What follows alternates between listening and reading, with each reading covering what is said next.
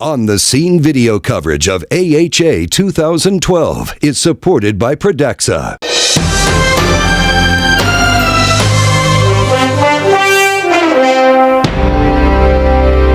I do think that these results are very important and should be practice-changing, and if there are patients that are similar to those that were enrolled in Freedom, those sorts of patients likely should get surgery, unless, of course, they have a very high baseline risk of stroke, in which case intervention through stenting may still be considered. I think it really is a situation that's very ripe for shared decision-making. This isn't something, I think, where we should walk in the room and tell a patient, you need bypass surgery. And even if the bypass surgery provided the advantage, it's a lot to go through bypass surgery. So this is something where we can sit down with people and say, here are the advantages. It's clear that there are many advantages to bypass surgery, but here's some of the risks and what fits you best. I think the guidelines are probably going to change to reflect this. I think they should change to reflect this. It's currently a Class 2A recommendation for CABG in patients with diabetes and multivessel disease. I think it would very likely go up to a 1. I would argue that that should be done. And then it's a matter of changing the way that we talk to patients. I think we're going to see more people choose surgery in this instance.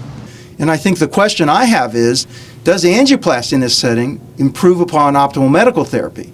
So the question is it optimal medical therapy versus bypass surgery? We really shouldn't be talking about angioplasty because it doesn't provide much benefit. Or is angioplasty, PCI, have a place in the middle here? And how do we think about that? So that's the thing I think that's still a little open. The report from Dr. Lamas and his colleagues was an intriguing biologic observation, but I think my conclusion is that it's not ready for implementation into clinical practice now, but it raised a number of very interesting questions that deserve further research. Certainly it's a mixture that includes an effect that could be evidenced on the oxidation process, the redox state related to the high doses of vitamin C that are part of the administration of this regimen. And in that way could affect vascular function and the atherosclerotic process. But that is speculative at this point and needs to be tested in clinical studies. Dr. Gibbons, who heads up the National Heart, Lung, and Blood Institute that funded this study, has to defend it. They spent all those taxpayer dollars doing it. I disagree with him. I think this was a very poor study. It should not have been performed, certainly not in the way that it was performed. The results are not interpretable. We are essentially exactly where we were before the study was done. The issue here, though, is because of our ignorance about the underlying mechanisms here, although despite the fact that it was used by many people, sort of puts us in a position to say, okay, we have a positive trial where we had kind of a low probability of it being successful. So instead of embracing it as saying this is definitive proof, I think it moves us along to say, well, maybe this thing really deserves a closer look. When you have a study done by true believers that are that biased and they know who's getting drug and who's not getting drug, the results become essentially unreliable. I would consider the TAC trial to be an incredible waste of $31 million of taxpayer money.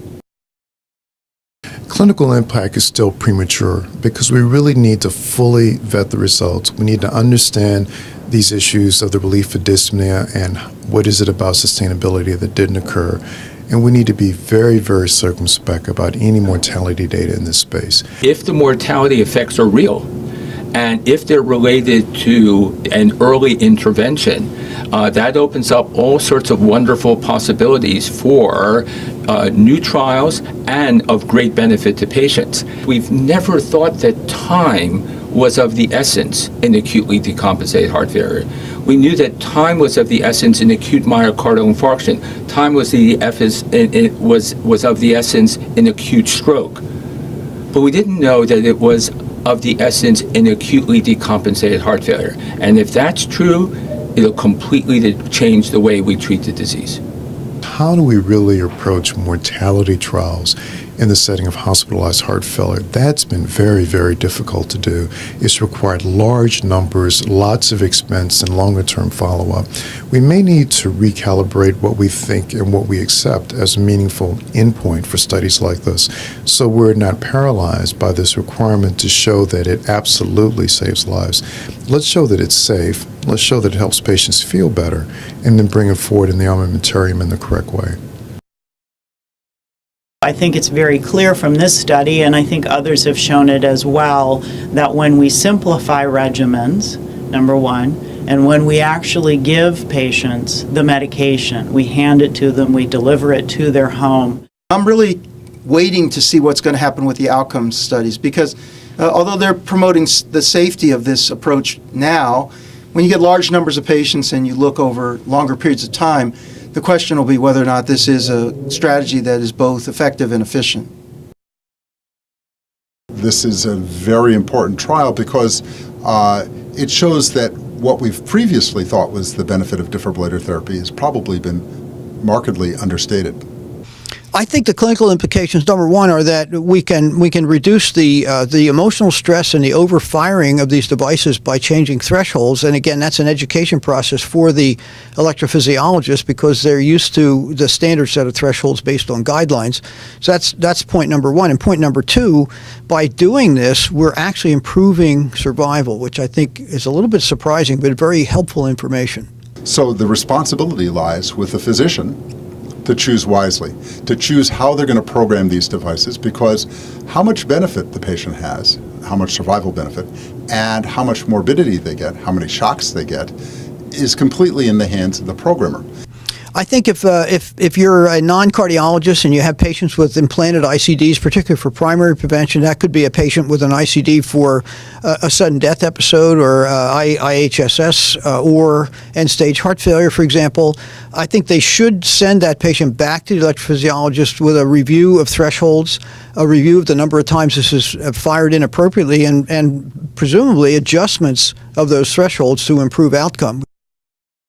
We can adopt technologies too soon, that we can get excited about the concept, but that until we test in patients, we really don't know. And I hear people time and time again saying, well, I don't want to wait for those results because I don't want to deprive my patients of the benefit. Studies like this remind us that we can be doing patients harm. And it's not just delaying what is for sure an effective therapy, but we're delaying because there's some possibility it's effective and there's some possibility it's harmful and there's some possibility it doesn't do anything. And we won't know until we study it.